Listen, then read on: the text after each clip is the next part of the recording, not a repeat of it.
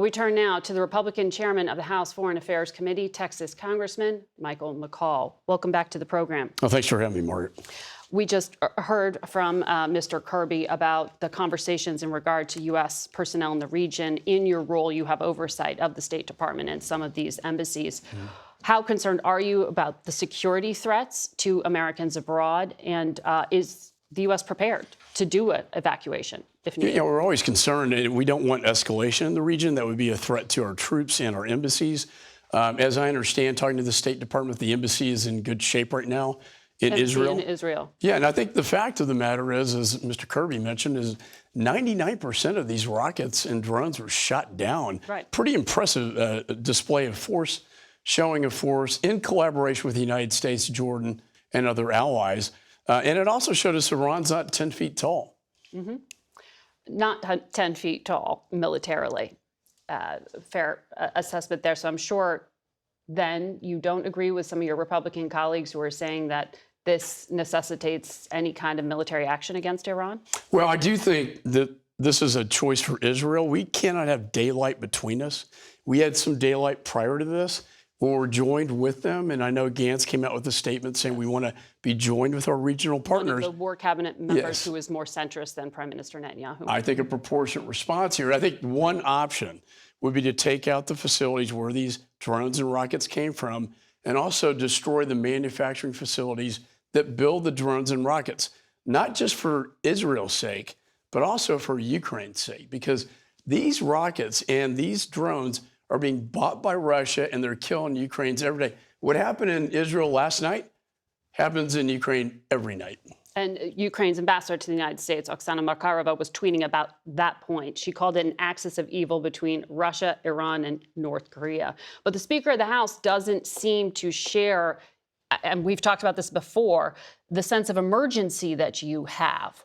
Why is there still not a date for a vote on Ukraine? I did see the statement from Steve Scalise, the whip, saying that there should be a consideration of legislation to support Israel. But what does that mean? Is that a vote on the National Security Supplemental? That is a speaker determination. I'll be speaking, talking to him this evening with other national security people and chairs.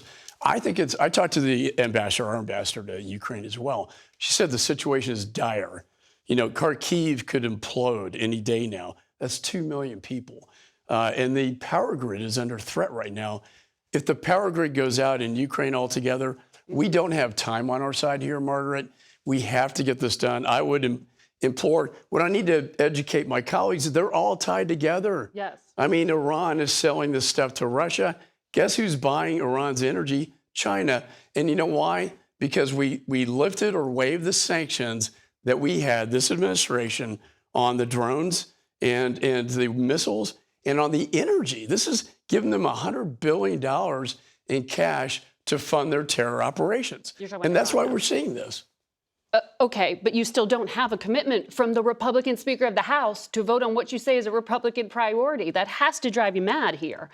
Do you expect to get an answer when you talk to the Speaker tonight? I have a commitment that it will come to the floor. My preference is when? This week. Your preference, but still an open question.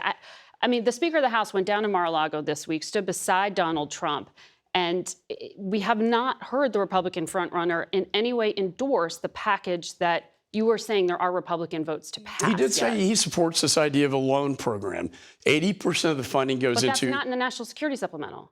That would be added in our bill, right? In addition, repo, my statute, to get into the Russian sovereign assets to help pay for this. In addition, $80 billion of this money, 80%, I should say, of the Ukraine funding goes into our defense industrial base to replenish and modernize our stockpile in the United States. These are all compelling arguments that the Senate bill doesn't have. And so I'm an eternal optimist. I'm doing my part. Look, we didn't pick and choose our enemies in World War II. We went after all of them: Japan, Italy, and Germany. We can't just pick, and say Iran's bad, but Russia's okay and China's bad. I mean, can't do standalone. They're all in this together, and it's very clear to those of us in the intelligence, national security community. You said something interesting here. You said you have to educate your colleagues.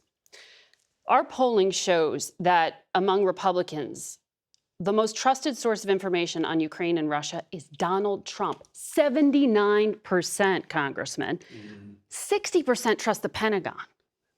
Conservative media is 56%, which is separated from actual journalists in war zones, which is 33%. The State Department, 27%. How do you fight that information war when the Republican frontrunner for the presidential nomination is helping to spread some of that disinformation? Well, I think that's precisely why the speaker went down to Milagro to talk to him about the Ukraine package, to get him to agree that, you know, this loan program for direct government assistance like the EU does would be acceptable. Remember the first lethal aid package that ever went to Ukraine that I signed off on, $300 million, came from the Trump administration. They don't want to see us lose in Ukraine like we did in Afghanistan.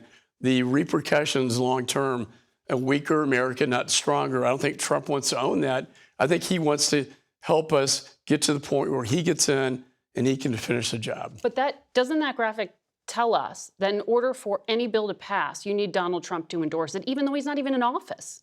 I'll be honest with Margaret, he has tremendous influence over my conference. And that's why it's important that we have these discussions with him. But we're all independent thinkers. We represent our own districts. I happen to think that we haven't seen a threat like this since my dad's war of World War II. And if we don't stick together against this unholy alliance that came after Afghanistan, remember Afghanistan was the turning point.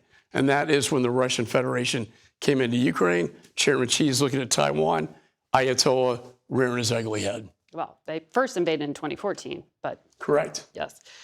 I take your point. Congressman, we'll see if that phone call changes minds or if the meeting in Mar-a-Lago did. We'll follow this. Thank you.